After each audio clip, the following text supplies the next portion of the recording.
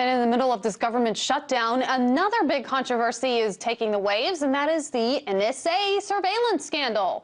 World leaders have stepped up to speak out against U.S. global surveillance time after time in the last months.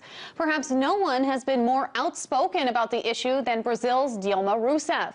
During the UN General Assembly in New York last month, President Rousseff took the time to call out the U.S. on its spying practices as a violation of international law.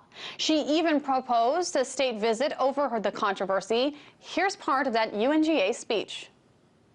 Meddling in such a manner in the life and affairs of other countries is a breach of international law, and as such it is an affrontment to the principles that should otherwise govern relations among countries, especially among friendly nations.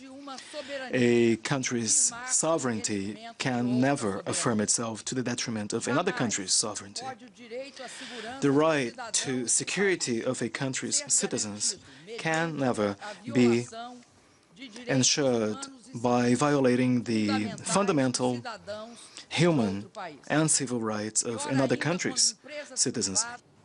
Well, over the weekend, the Brazilian president took a few more jabs on Twitter at the American surveillance program and also announced plans for Brazil to create a nationwide secure email service to prevent foreign espionage.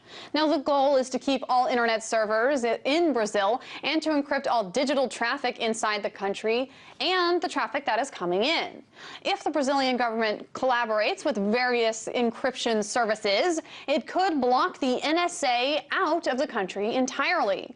Rousseff also announced via Twitter her plans to host an international summit on the internet security next year.